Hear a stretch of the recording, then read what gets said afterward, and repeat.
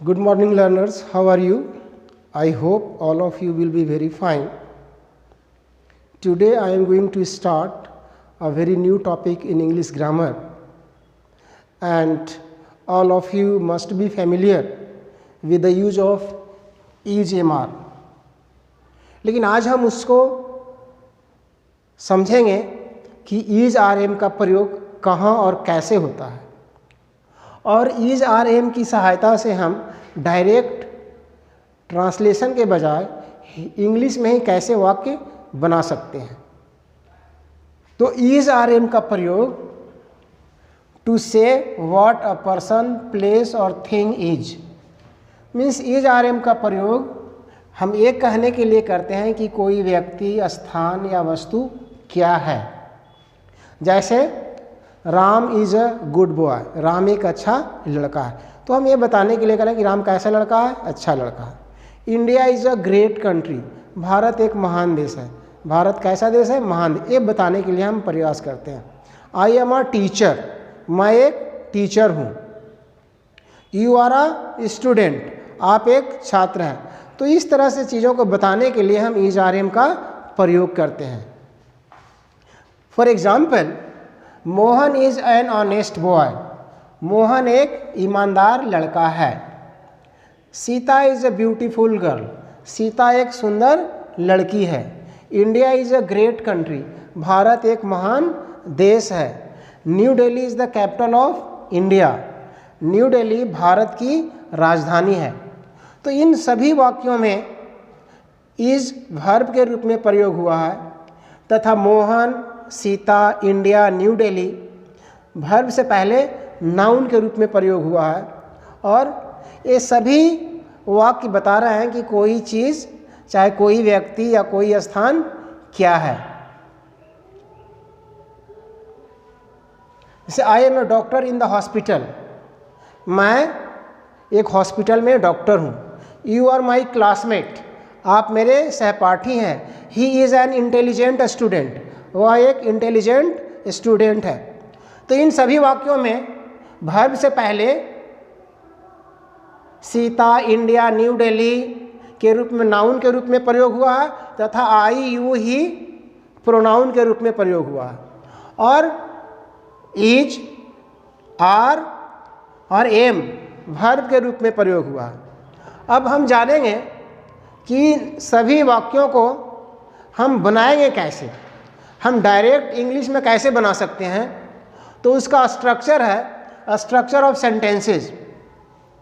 First of all, noun या pronoun, दोनों में से कोई एक, नाउन या प्रोनाउन का हम प्रयोग करेंगे।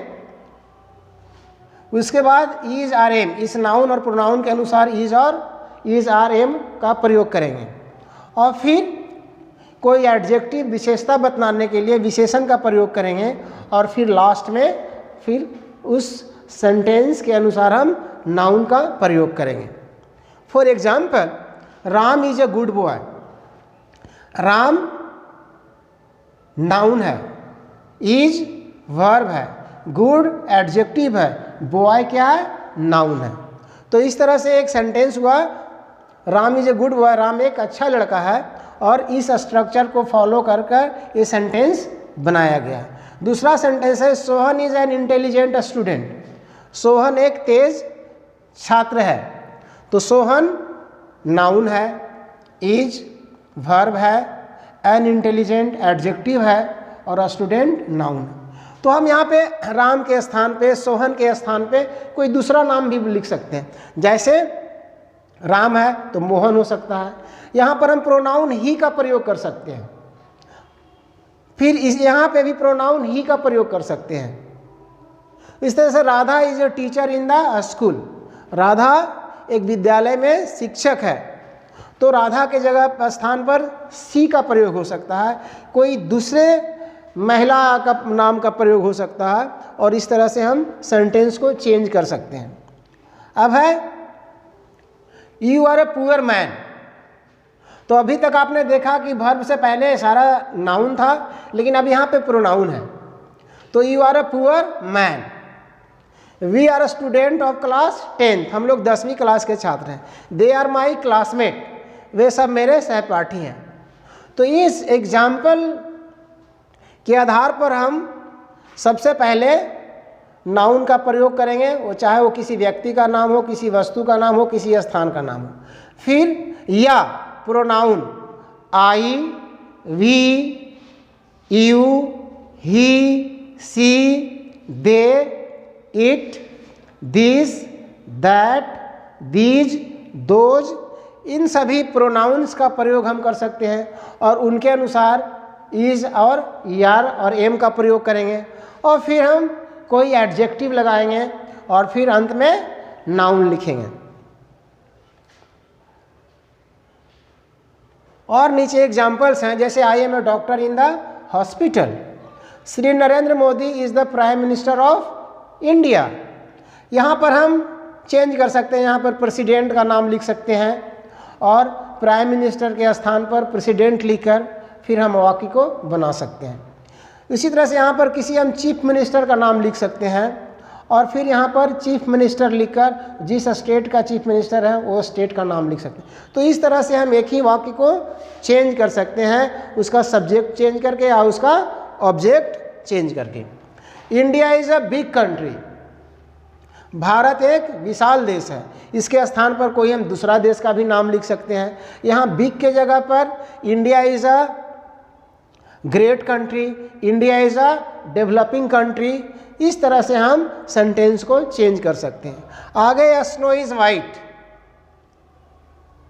उसके तरफ पर हम मिल्क है जो उसके गुण है उस लिख सकते हैं, वाटर है, शुगर है और कोई भी दूसरा पदार्थ है उसका हम नाम लिखकर इज लगाकर फिर उसके अनुसार जो उसमें क्वालिटी है उसको हम एडजेक्टिव का प्रयोग कर सकते हैं।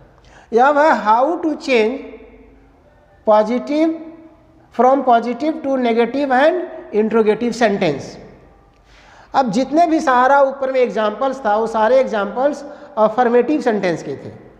अफर्मेटिव सेंटेंस दो प्रकार के होते हैं, असर्टिव सेंटेंस के एग्जाम्पल्स थे और असर्टिव सेंटेंस दो प्रकार के होते हैं।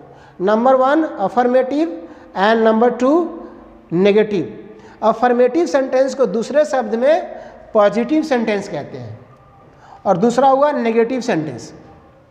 तो ऊपर में जितना सारा एग्जाम्पल्स था वो असर्टिव सेंटेंस के अंदर affirmative sentence means positive sentence का एग्जाम्पल था। अब हम जानेंगे कि एक पॉजिटिव सेंटेंस को नेगेटिव कैसे बनाएंगे और इंट्रोगेटिव मीन्स नकारात्मक और प्रश्नवाचक वाक्य कैसे बनाएंगे। तो यहाँ पर हमारे पास एग्जाम्पल है एक, Mohan is a doctor, Mohan एक डॉक्टर है, this is a positive sentence. Mohan is not a doctor, this is a negative sentence. यहाँ पर हम वर्ब के बाद नॉट लगाकर किसी भी सेंटेंस को पॉजिटिव से नेगेटिव बनाएंगे। अब है तीसरा इंट्रोगेटिव सेंटेंस। तो इंट्रोगेटिव सेंटेंस बनाने के लिए जो वर्ब होता है नाउन के बाद आएगा उसको हम नाउन से पहले ले आएंगे। मीन्स इंट्रोगेटिव सेंटेंस में सेंटेंस वर्ब से शुरू होगा। तो इज मोहन अ डॉक्टर और लास्ट में क्वेश्चन मार्क लगाएंगे। तो इज मोहन अ डॉक्टर, क्या मोहन एक डॉक्टर है?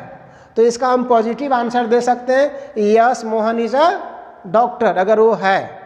अगर नहीं है तो बोल सकते हैं no Mohan is not a doctor, negative answer, मतलब नहीं मोहन डॉक्टर नहीं है।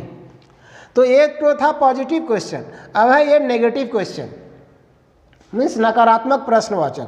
जैसे is Mohan a not a doctor, क्या मोहन एक डॉक्टर नहीं है? तो इसका भी जवाब यस में हो सकता है कि yes Mohan is a doctor, अगर नहीं है तो no Mohan is not a doctor. Last में एक एग्जाम्पल मैं आपके लिए दिया हूँ और इस एग्जाम्पल को आप इस 6 प्रकार से, पॉजिटिव है इसको नेगेटिव बनाएंगे, इंट्रोगेटिव बनाएंगे, इसका फिर आंसर लिखेंगे पॉजिटिव, फिर नेगेटिव क्वेश्चन बनाएंगे और फिर इसका नेगेटिव आंसर लिखेंगे। और इस शुरू में जितने सारे एग्जाम्पल्स थे उसका भी आप, इन सभी एग्जाम्पल्स का भी आप पॉजिटिव है नेगेटिव बनाइए, इंट्रोगेटिव बनाइए, पॉजिटिव आंसर लिखिए, नेगेटिव आंसर लिखिए। इसको सभी सेंटेंसेस को 6 प्रकार से चेंज करने का प्रयास करेंगे। अब आपको एक कुछ महत्वपूर्ण बिंदु बताना चाहता हूँ कि कभी भी वाक्य को हिंदी में लिखकर उसको इंग्लिश में ट्रांसलेट ना करें। प्लीज़ आप स्ट्रक्चर को फॉलो करें कि सबसे पहले क्या है, नाउन है, या प्रोनाउन है, फिर इज आर एम वर्ब है, फिर कोई एडजेक्टिव है, फिर नाउन है।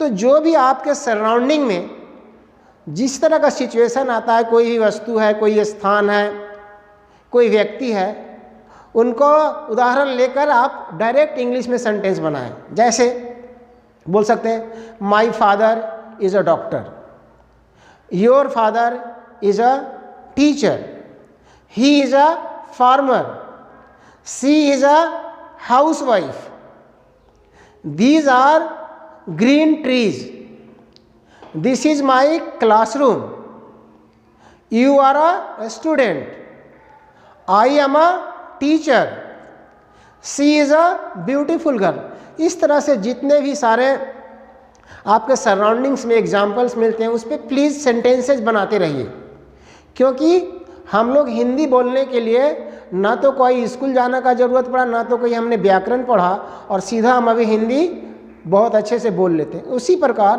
कोई भी लैंग्वेज ये मैटर ऑफ प्रैक्टिस है। इसको जितना ज़्यादा से ज़्यादा आप प्रैक्टिस करेंगे, जितना ज़्यादा से ज़्यादा सेंटेंसेस बनाएंगे, उतना ज़्यादा आप सीखेंगे। अगर आप हिंदी से इंग्लिश में ट्रांसलेट करते रहेंगे तो क्या होगा, आप बोल नहीं पाएंगे। जब आप बोलना शुरू करेंगे तो सबसे पहले आपका दिमाग हिंदी में वाक्य को सोचेगा, फिर उसको रूल में ले जाकर फिर ट्रांसलेट करेगा ग्रामेटिकल रूल के अनुसार। तो वो एक टाइम गैप होता है और वो हेजिटेशन होगा और आप नहीं बोल पाएंगे। इसलिए आपसे निवेदन है कि आप प्लीज़ इंग्लिश में ही वाक्य बनाएं, और ये आप उसको क्वेश्चन इंट्रोगेटिव बनाएं, नेगेटिव बनाएं, फिर उसका आंसर दें, फिर उसका नेगेटिव क्वेश्चन बनाएं, फिर उसका नेगेटिव आंसर दें। इस तरह से प्रैक्टिस करें तो आपको इंग्लिश आ सकता है। और लास्ट में मैं रिक्वेस्ट करूँगा कि अगर मेरा वीडियो आपको अच्छा लगा तो आप प्लीज़ अपना कमेंट लिखेंगे ताकि मैं अपना कुछ इम्प्रूवमेंट कर सकूं। और लास्ट में आपसे रिक्वेस्ट करूंगा कि आप मेरे चैनल को प्लीज़ सब्सक्राइब करेंगे ताकि आने वाला वीडियो आपको सबसे पहले मिले। Thank you very much.